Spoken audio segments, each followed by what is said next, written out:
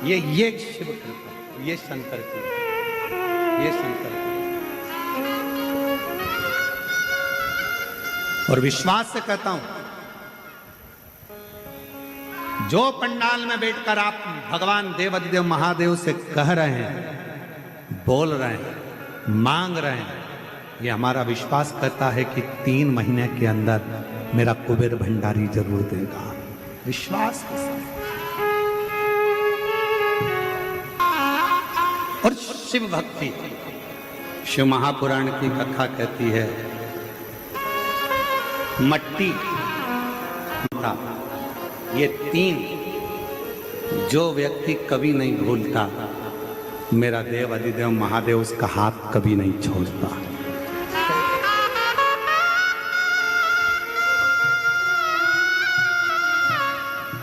सारी जीजियां दादा को रोक लेती, सुजय भैया को, और उनसे हमेशा कहती, और बाबा की कृपा से कथा का रिश्ता। एक बार दोनों हाथ उठाकर बड़े प्रेम से हार हार महादेव, ये शिव की उदाहरण। तो सुधर्मा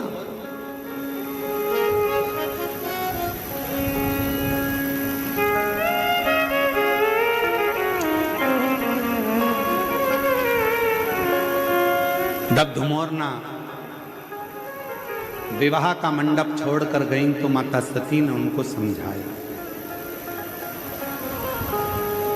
और मां सती ने कहा कि धुमोरना, मैं तुम्हें वचन देती हूं कि शिव का दर्शन तुमको होगा। तब शादी के मंडप में दक्ष प्रजापति की दूसरी बेटी विजया बैठ चुकी थी। फिर धुमोरना ने भी और विजया ने, दोनों ने यमराज से विवाह। शिव महापुराण की कथा कहती है,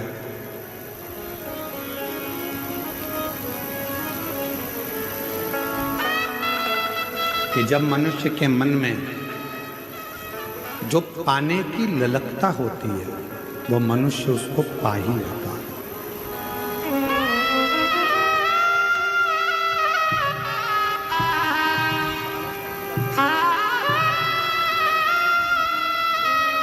जब हमें उन्नति की सीढ़ी पर चढ़ना है, हमें आगे बढ़ना है, हमें अग्रण्य भाग ग्रहण करना है, तो इन तीनों को ना, अपने गांव की, अपने देश की मिट्टी को। शिव महापुराण की कथा कह रही है कि जिसने अपनी मिट्टी को नहीं भूला, जो अपनी मेहनत को नहीं, वो उन्नति की सीढ़ी पर चढ़ता है। आज सबसे बड़ी दिक्कत कहाँ खड़ी होती है? व्यक्ति को जब पद मिल जाता है, प्रतिष्ठा मिल जाती है, जब व्यक्ति को बहुत कुछ मिल जाता है, तो वो फिर अपनी मिट्टी को, अपने गांव को, अपने क्षेत्र को भूल जाता है, अपनी मेहनत को भूल जाता है, अपने ममतत्व को, अपने प्रेम को भूल जाता है, अपने स्नेह को भूल जाता है। हम हमेशा अपनी व्यासपीठ से एक बात कहते आए हैं, दीपावली का पर्व आया है, कोई भी त्योहार आए, कोई भी पर्व आए,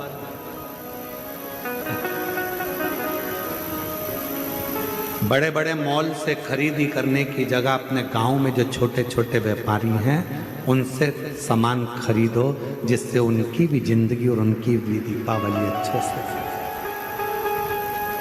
अपने गांव की मिट्टी, अपने गांव की मेहनत और अपने गांव की ममता, स्नेह, प्रेम, ये बड़े बड़े मॉलों में नहीं मिलेगा। आप जिस गांव में रहते हो, जिस नगर में रहते हो, वहां के छोटे छोटे व्यापारी तैयारी करके रखते हैं, दिवाली आई है, सामान बिकेगा।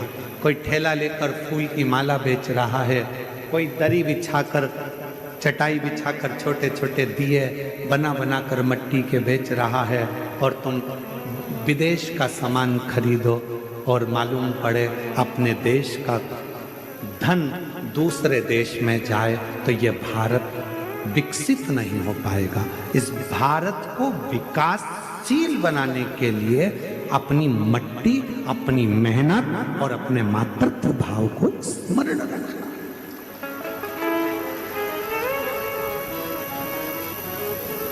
हम मना नहीं करेंगे कि बड़े मॉल मत जाओ, पर निवेदन है दीपावली का पर्व, छोटी सी दुकान पर जाते हो तो 25 बार पूछते हो, भैया ये कपड़ा बहुत महंगा है, भैया ये सामान बहुत महंगा है। इतना जरूर कह सकते हैं कि जिसने भगवान देवाधिदेव महादेव को एक लोटा जल चढ़ा दिया, जिसने भगवान शिव की आराधना कर ली, जिसने मुख से श्री शिवाय नमस्तुभ्यम बोल लिया, तो ये समझ लेना कि शिव प्रगटें कि ना प्रगटें, पर शंकर की दृष्टि में आपका परिवार आ जाता है और आपके जितने दुख होते हैं वो सब शिव के होते हैं, आपकी जितनी तकलीफ होती है वो शिव की।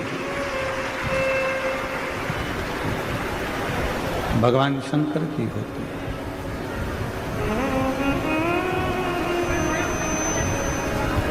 इसलिए शिव की आराधना, भगवान देवाधिदेव महादेव की साधना, भगवान शंकर का भजन, भगवान शंकर का स्मरण बहुत जरूरी है। शिव नाम बहुत जरूरी है।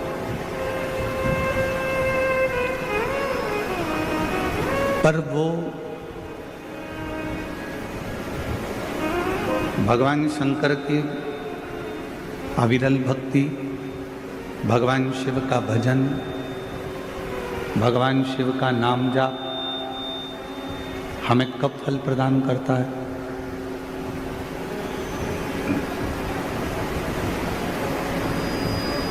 भगवान शिव की अविरल भक्ति हमें कब फल प्रदान करती है?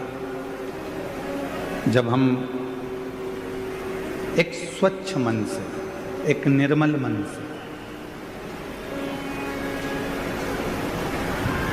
भगवान शिव की अविरल भक्ति कर रहे हैं। मालूम पड़े हमारे मन की पवित्रता ना हो, तन की पवित्रता तो हम कर ले।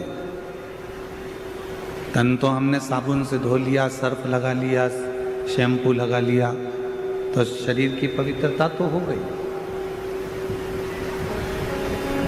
पर शरीर की पवित्रता से ज़्यादा जरूरी है इस आत्मा की, इस मन की पवित्रता, इस हृदय की पवित्रता, इस दिल की पवित्रता। स्पीकर बढ़ाओ, स्पीकर नहीं बढ़े हैं, स्पीकर बढ़ाओ। और जब मन की पवित्रता बढ़ती है तो भगवान शिव की शरणागति जीव को अवश्य मिलती है। रामचरितमानस में भी यही कहा, निर्मल मन सो मोहि पावा। आपका यदि मन शुद्ध है, मन की पवित्रता है, यदि आपका मन शुद्ध भाव से भगवान देवाधिदेव महादेव का भजन कर रहा है, मन शुद्ध भाव से भगवान शंकर की भक्ति कर रहा है, तो ये निश्चित है कि भगवान देवाधिदेव महादेव करुणा सागर करुणा करते जरूर हैं।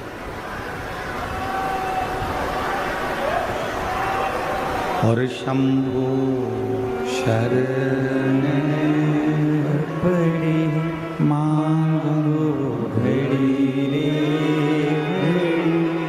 दुख काटो दया करी दर्शन आपो।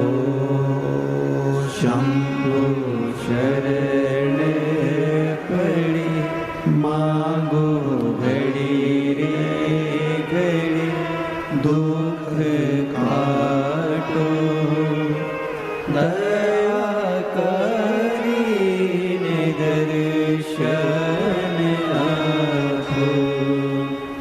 मन की पवित्रता से शिव पद की प्राप्ति है। मन की पवित्रता से भगवान की शरणागति है। तो शिव पुराण कहती है कि केवल तन धोने से परमात्मा, शिव महापुराण की कथा कहती है कि केवल तन साफ कर लेने से परमात्मा की प्राप्ति नहीं हो सकती। परमात्मा की प्राप्ति कब होगी? जब हमारे मन को हम निर्मल रखें।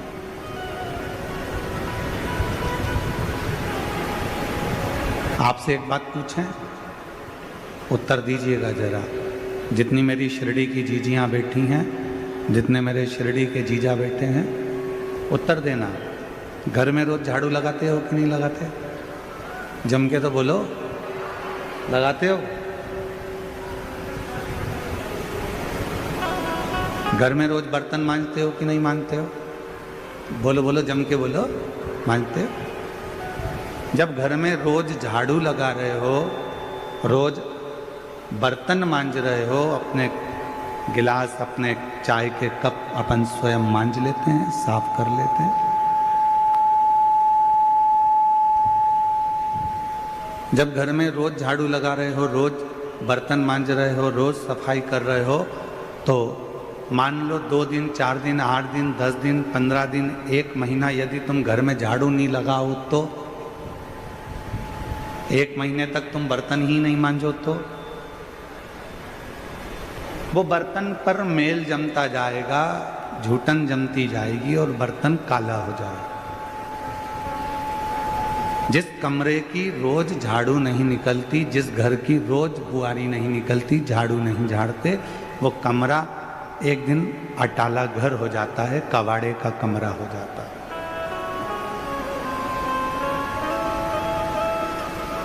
वो कबाड़ा रूम हो जाता है, भंगार ही भंगार मिलेगा उसमें, धूल ही धूल मिलेगी। रोज बर्तन साफ करना भी जरूरी है, रोज कमरे की झाड़ू लगाना भी जरूरी है, रोज अपने घर को साफ करना जरूरी है। उसी तरह जैसे रोज कमरे की झाड़ू, रोज सफाई, रोज बर्तन मांजना जरूरी है, उसी तरह रोज नहाना भी जरूरी है। तो रोज शिव महापुराण की कथा सुनकर इस मन को साफ करना भी जरूरी है। प्रतिदिन कथा सुनो, प्रतिदिन भगवान की अविरल भक्ति को धारण करो, प्रतिदिन शिव नाम को जपो।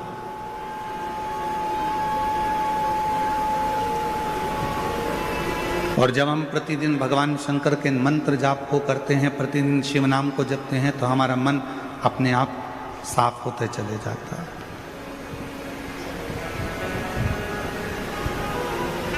एक बड़ा सुंदर प्रसंग है, ध्यान से सुनना। एक दिन पर्वत ने नदियों से पूछा कि नदियों, एक बात बताओ, तुम हमें छोड़कर चली क्यों जाती हो? गंगा कहां से प्रकट हुई? हिमालय से, पर्वत से। यमुना जी कहां से प्रकट हुई? हिमालय से, पर्वत से। अलकनंदा पर्वत से, मंदाकिनी पर्वत से, गोदावरी पर्वत से, नर्मदा पर्वतों से। तो जितनी नदियां हैं ये सारी बड़े बड़े पहाड़ों से, पर्वतों से, हिमालय से प्रकट हुई। तो एक दिन पर्वत ने कहा, पहाड़ों ने कहा, हिमालय ने कहा, पर्वतों ने कहा कि नदी, तुम हमें छोड़कर क्यों चली जाती हो? पर्वत छोड़ देती हो और भूमि पर बहती रहती है।